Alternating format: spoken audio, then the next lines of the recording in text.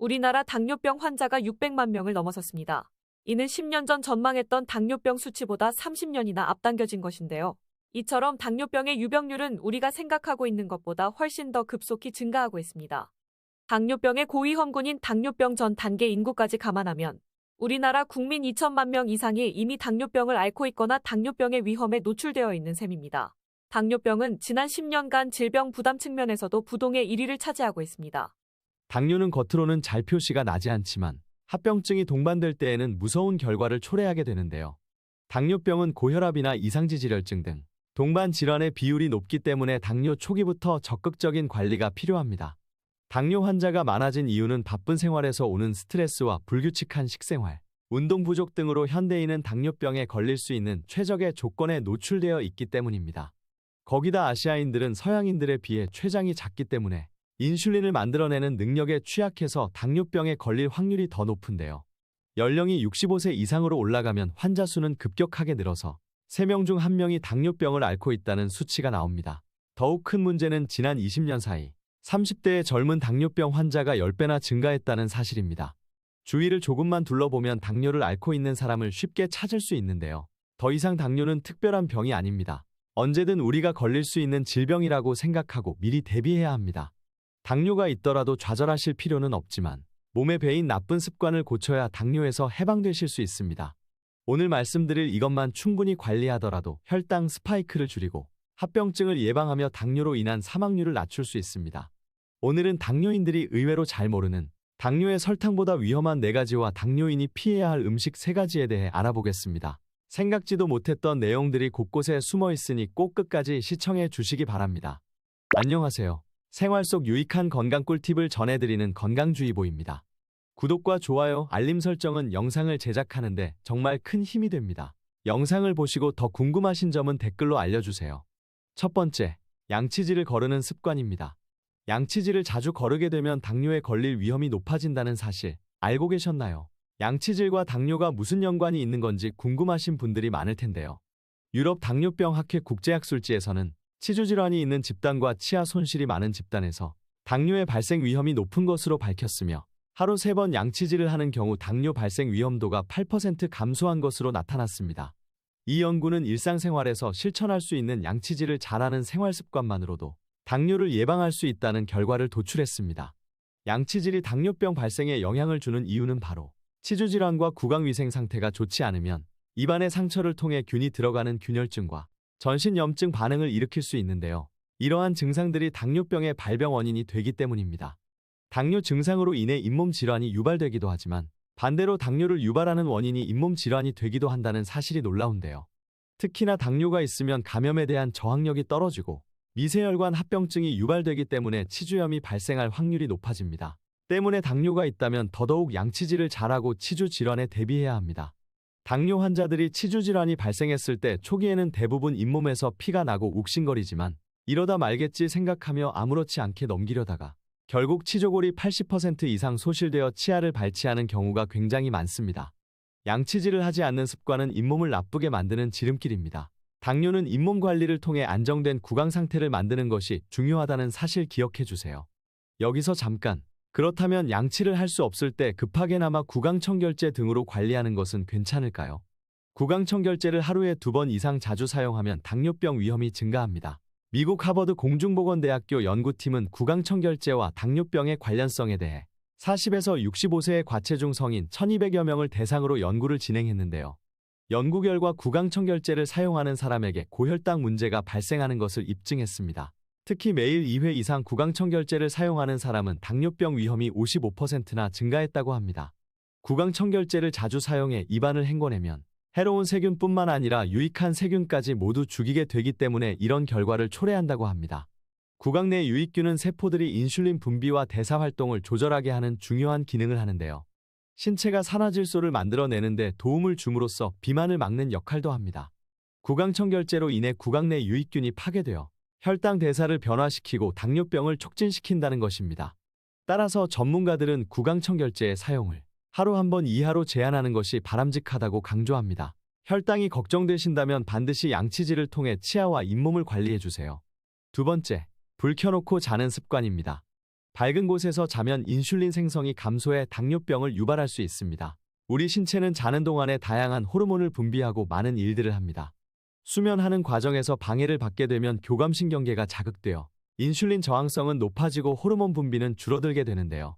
결국 몸 전체의 컨디션이 악화되어 당뇨가 발생하게 됩니다. 미국 연구팀은 사람을 두 집단으로 나눈 뒤에 각각 어두운 방과 희미한 불빛이 있는 방에서 8시간씩 자게 했습니다. 그리고 다음 날 아침 이들의 혈당 수치, 눈동자 움직임, 근육 활성도 등을 기록했는데요. 그 결과 희미한 불빛이 있는 방에서 잔 사람만 인슐린 저항성이 크게 증가한 사실을 발견했습니다. 인슐린 저항성이란 인슐린이 몸에서 제대로 작용하지 못하는 것인데요. 빛이 있는 곳에서 잠을 자게 되면 멜라토닌이라는 호르몬의 분비가 억제된다고 합니다. 멜라토닌은 우리 몸을 안정시키고 혈당 조절에 영향을 미치는 호르몬입니다. 멜라토닌 호르몬 분비는 TV를 틀어놓고 자거나 조명불을 켜놓고 잠들 경우, 핸드폰 화면을 오래 보는 등의 작은 불빛에도 예민하게 반응하여 억제되므로 당뇨병을 예방하고 싶다면 빛이 들어오지 않도록 차단하고 자는 것이 좋습니다. 또한 잠을 자는 환경에 작은 불빛이라도 있다면 뇌기능이 저하되고 살찔 위험도 증가한다고 하니 기억해 주세요. 그리고 하루에 7시간에서 9시간 정도 충분히 숙면하고 일정한 시간에 잠들고 일어나는 규칙적인 습관을 들이는 것도 당뇨 예방과 혈당 관리에 좋습니다. 세 번째, 잘 모르고 복용한 약입니다. 일상에서 쉽게 복용하는 약물도 혈당을 증가시킬 수 있습니다. 염증을 치료하는 스테로이드나 호르몬을 조절하는 피임약과 이뇨제 등이 대표적인데요. 우리가 잘 모르고 쓰는 이러한 약물로 인해 인슐린 분비가 감소되거나 인슐린 저항성이 증가되는 경우가 있습니다. 인슐린을 생성하는 췌장세포에 직접적인 손상을 주기도 합니다. 또한 렙틴이라는 호르몬 분비를 막아 체중을 증가시키고 혈당을 상승시킵니다. 그렇다면 당뇨를 예방하기 위해서는 이런 약을 먹으면 안 된다는 것인지 궁금하실 텐데요. 혈당 상승 부작용이 걱정돼서 앞에서 말한 약물들을 무조건 피하는 행동은 바람직한 방법이 아닙니다. 기존 질환으로 인해 꼭 필요한 약은 그대로 쓰되 혈당 상승이 불규칙하게 증가하거나 감소할 수 있기 때문에 신규로 약을 드시거나 지속적으로 약을 섭취해야 한다면 혈당을 주기적으로 체크하여 관리해 주셔야 합니다. 만성 질환 같은 경우 병원에서 1에서 2개월치만 약을 처방해주고 다시 병원에 오라고 하는 것이 이러한 이유 때문입니다. 따라서 당 수치가 높은 사람은 약을 복용하기 전에 의사와 충분히 상담을 하시고 정기적으로 검사를 받는 것이 중요하겠습니다. 네 번째, 아침에 빵이나 시리얼을 먹는 습관입니다. 아침 식사로 식빵에 잼을 곁들이거나 우유에 달콤한 시리얼을 타서 먹는 사람이 많은데요. 이는 혈당 관리에 치명적인 독이 되는 식습관입니다. 자고 일어난 아침에는 수면을 통해 오랫동안 공복을 유지해서 혈당이 낮은 상태입니다. 이때 혈당 지수가 높은 음식을 갑자기 섭취하면 혈당이 급격히 올라가게 됩니다. 혈당 스파이크가 발생한다고 하는데요. 토론토 대학 연구에 따르면 정상 혈당을 가진 성인을 두 그룹으로 나눠 시리얼과 우유 또는 채소와 단백질 바를 섭취하게 했더니 시리얼과 우유를 먹은 사람의 80%가 당뇨병 위험을 높이는 혈당 스파이크 현상이 생겼습니다. 따라서 아침에는 고체 형태로 천천히 씹어서 먹을 수 있는 식품이 좋으며 가공되어 정제된 탄수화물보다 단백질과 섬유소가 포함된 식품을 드시는 것이 건강에 좋습니다. 추가적으로 당뇨인이 꼭 피해야 하는 음식 3가지에 대해서도 알아보겠습니다. 첫 번째, GI 지수가 높은 음식을 피하셔야 합니다. GI 지수란 당지수라고도 합니다. 1부터 100까지의 수치로 나타낼 수 있는데요. 음식을 먹은 뒤에 혈당이 얼마나 빠르게 높게 올라가느냐에 따라 결정됩니다. GI가 높은 음식은 쌀밥이나 떡과 면, 빵과 딸기잼, 튀김류나 연유 등이 있습니다. 그리고 의외로 감자나 당근, 옥수수도 GI 지수가 높습니다. 반면에 GI가 낮은 음식은 고구마와 사과, 바나나, 단호박과 김이나 미역 같은 해초류, 계란이나 두부, 양상추 등이 있습니다. 만약에 GI 지수가 높은 음식을 드셨다면 식후에 가벼운 운동이나 산책을 통해 혈당을 조절해 주시는 습관이 필요합니다. 두 번째는 설탕이나 액상과당이 들어간 음료수는 피하셔야 합니다.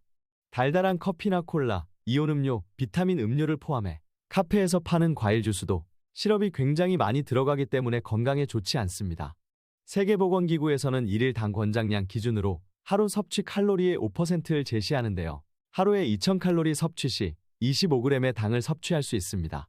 참고로 혈당 관리를 위해 설탕이 함유되지 않은 무설탕 식품을 섭취하는 사람이 많은데요. 하지만 이 역시도 당뇨 위험을 높입니다.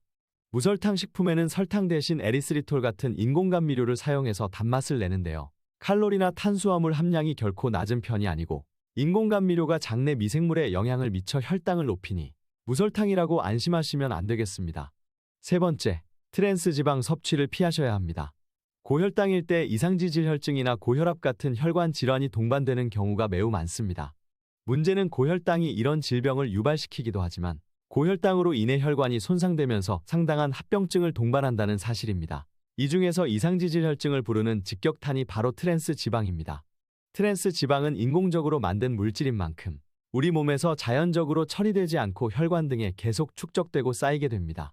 지방이 다 나쁜 것은 아닙니다. 오메가3처럼 좋은 지방도 있지만 인스턴트 음식이나 튀긴 음식에는 트랜스 지방처럼 나쁜 지방도 있습니다. 감자튀김이나 아이스크림과 과자 등의 식품을 구입하여 드실 때 뒷면에 적혀있는 식품 영양 정보를 확인하시고 트랜스 지방 섭취를 피할 수 있는 식습관을 만드시길 바랍니다.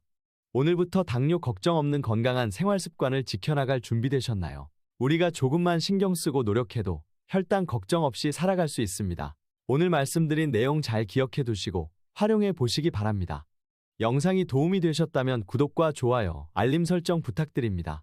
그리고 댓글도 남겨주시면 정말 힘이 나고 감사하겠습니다. 주위의 소중한 분들께 이 영상을 공유해 주세요. 다음 영상에서는 더 유익하고 알찬 꿀팁으로 찾아뵙겠습니다.